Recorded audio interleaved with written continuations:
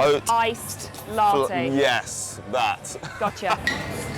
No, it's all good. No, yeah, you can live your life. It's all right. Cheers. So, the question that will forever be on my mind. The name? Yes. Latekid. Yes. Where does he come from? How on time was I today? My mum gave me the name. I had a ridiculous, punctuality record at school. It was really bad, like really, really bad. Mum was like, well, you are always late. And I was like, well, there we go, and it stuck. And now I make a habit of when I send a lot of companies or different producers or artists that I'm working with, I usually send after midnight. So then they know. That's hilarious. Yeah, so then they know that's... So it's not just a name, it's like a full... I really try and lean in. character. It's my alter ego where I'm allowed to be how I am. And have you felt like that has sort of woven into the way that you create your music as well? 5 years ago, my mum got diagnosed with Asperger's. And then that helped me kind of understand a lot about myself. And then I got diagnosed with ADHD last year. And I was like, all right, cool. How do I now like maintain my work but also pay attention to how I feel as a person? The reason why I love to create stuff past midnight and 1 a.m. is because it's mostly dark, I can't get overstimulated, and I can just zone out with my music. I've now been able to use that name and the art to continue my own practice as myself. And now it's like an onward endeavor, I guess, or journey. Like, yeah. I love that. Yeah, it's a thing. And do you think that the style of music that you do, what would you call your genre? Yeah, I think something I've been trying to lean on now is like the cliche of alternative is helpful. It helps people know it's not the norm. But I guess it's alternative R&B, indie, and trap. So it's like, it could sound like James Blake, it could be like Sampha, but then rappers such as like Skepta and the production that Skepta would use is something that I also like to lean on. So it's like an amalgamation of those ideas. And you like to incorporate spoken word, Yeah. poetry. Yeah. Has that always been the way? I used to go to a load of like open mic nights, basically in London, pre-COVID.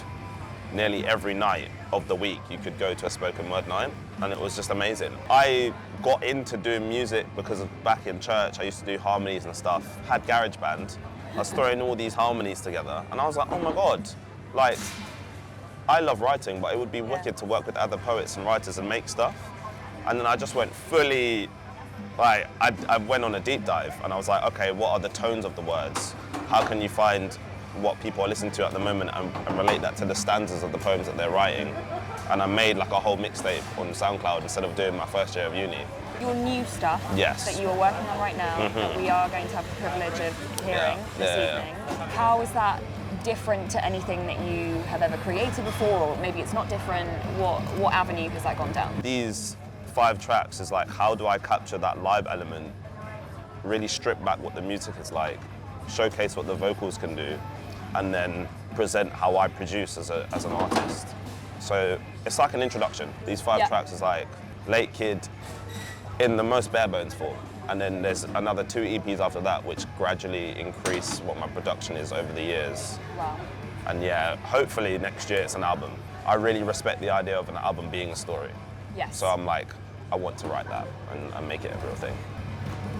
Because of that, I'm assuming you're going to have to listen in order. Yes. Right? Yeah, Obviously. That's a...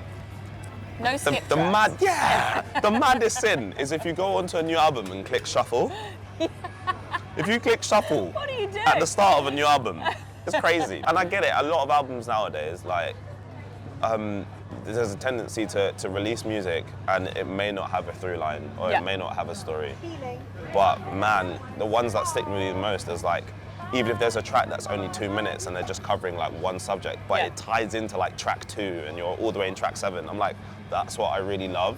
So yeah, none of this jumping around. 1, 2, 3, 4, 5, please, and then. Listen in order. How do you want people to feel when they listen to your music? I think at the last gig I did at South Bank, it was, I wrote in my bio about it being like a guttural release. The reason why I love performing and stripping it back each time, and the reason why I love the live performance to be different from what you hear in a recording, is because that is the point. You are there, you are present. It's not the same as seeing something through a screen or listening to it through your headphones. if I get a chance to see an artist that I love, the most heartbreaking thing is when I don't feel like they've made it for a present space. So I want you to feel like you are absolutely present. I want you to feel it, and I want you to live it, because music is something that is so natural to us, and something that connects us. And if I can be a conduit for that, then I've done my job. I'm ready. Hi. Are you ready? Yeah, I'm gassed. You might as well release me. I'm putting you on the marketing team.